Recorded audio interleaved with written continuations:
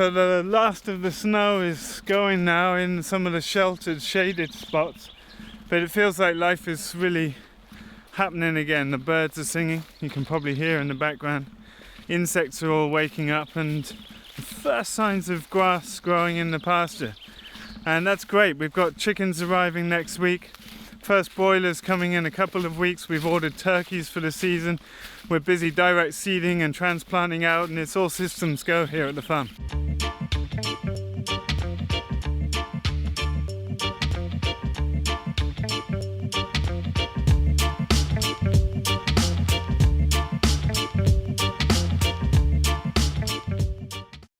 Hi Ragnar! What have you found? Wood chips! Thanks for not picking all the baby plants. I still have the beds in a big caterpillar tunnel to seed. I've been direct seeding a lot. I've been doing different radishes, different turnips. I've been doing one Asian green called Green Wave. Like a mustard green? Or? Yeah, it's a mustard. And I didn't do it for baby leaf, but I did it for bunching. So it's wider rows, different seeds. So nice. I'm curious to see. So first carrots are in. Radish. And radish. Spinach. So go. So the glorious spring weather is upon us, and we've been busy seeding and transplanting, and the tunnels are mostly full now. Have a quick look inside. So far we're really liking these tunnels. We've transplanted out lettuces, and there's kale and spring onions over here, and we've got more kale, spring onions, and we've just been direct seeding with the 6-row seeder. So that's gone first carrots, radishes and Asian greens and some rocket. So things are really getting going now. It's really warm. It's 20 degrees in the day now, which is a massive contrast to a couple of weeks ago. Still very wet in places underfoot. These beds, this is the north beds, and we're on a heavy clay here. But the beds are really nice when we're uncovering them. This is essentially what it looks like sitting there after winter. It's very nice. Ready to go. So there's very little to do. There's a few odd weeds that come up, particularly on the edges of the path. It takes very little time to prep a bed ready for direct seeding. And so now all of the 30-meter tunnel is ready and done now. So this is the 30-meter tunnel. This one shades out earlier in the day that you can see at the end section there. It's now 3:30 and it's going into shade at the end. And Carla's been calculating grams of seed per bed for different crops. We're trying some different spacings this year. Down at the end we've just got more spring onions, and there's spinach in there.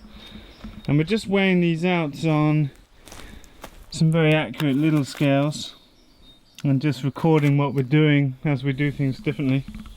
But really liking these tunnels. And off a few pictures to First Tunnels and showed them the pieces that we've been putting together, and they think they're going to have no trouble sourcing or making those. And yeah, I'm really looking forward to seeing how that goes with the creation of a kit. I'm really hoping it will be available this summer for those people in Europe that want to extend their season at the other end of the season.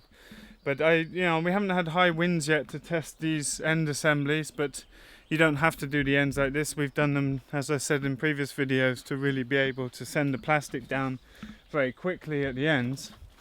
But so far they're holding up fine, and we're feeling like they're really good. About half the price of a larger polytunnel structure. So I think really good value for money. We had some questions about the caterpillar tunnels. How do you get in and out? You get in and out on the sides, and you lift the sides up for venting. It's quite windy today, so you might hear a bit of noise in this. But then you see these are the parts from Farmers Friends that hold the plastic up, and they just twist around and you can pull the plastic back down. Had a question as well about what you do if it's really windy, and you could put sandbags down.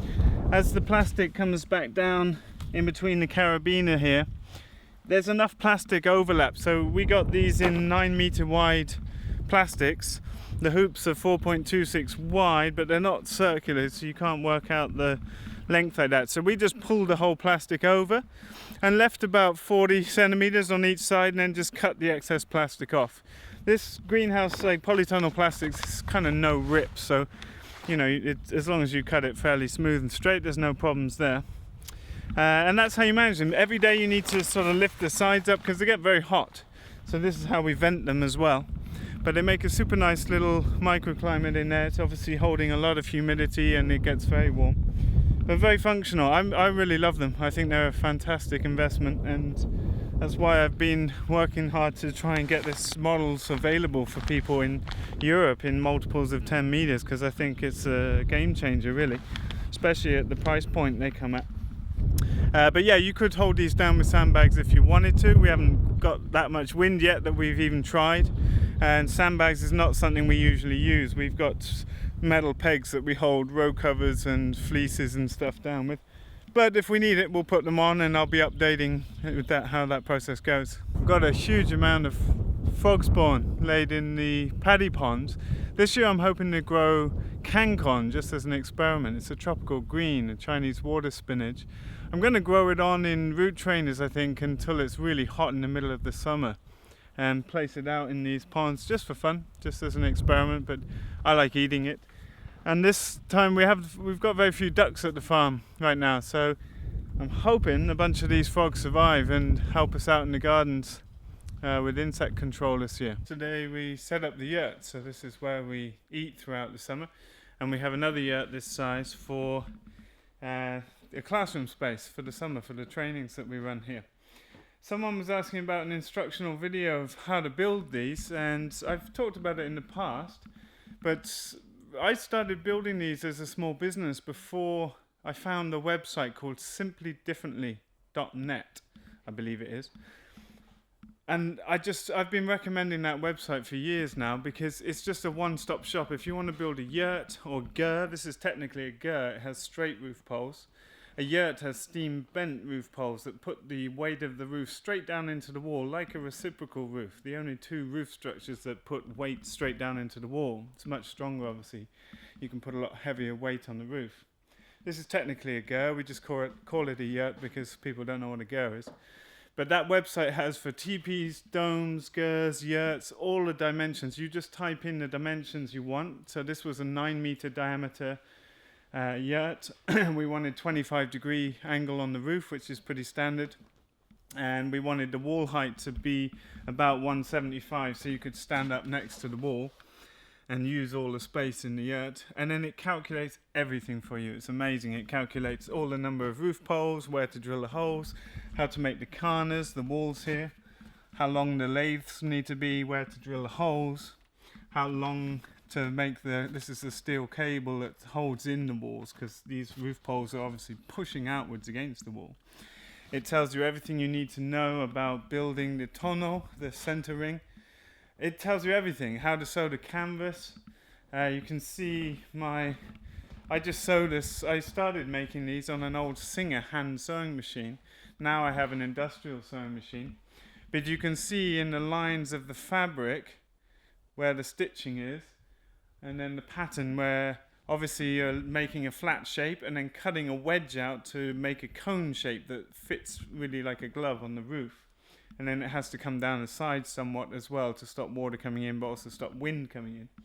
So it shows you how to cut. There's several different patterns for sewing the roof canvas, and it shows you all the different patterns, and then you write in the width of the canvas. Like here we've got a meter wide canvas, which ends up about 94 when you've done the seams. It's the same seam that you get in your jeans. It's the same overlapping pattern that you have on here. And it gets really easy to sew. In the beginning you're learning, you put pins in, but that's really slow. So in the end you're just learning to fold as you sew really fast. But these are yurts that they cost us 4,000 euros to build. 2 of them, it took 2 weeks.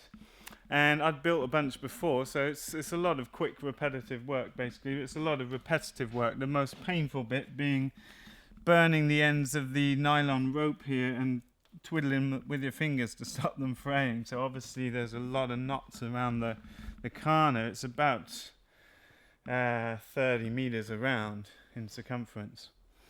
But these spaces are amazing. It's really nice to have circular spaces. I used to live in yurts when I was younger, and it's a really different space to inhabit because you have to arrange things in a very different way to a house where you have typically square rooms.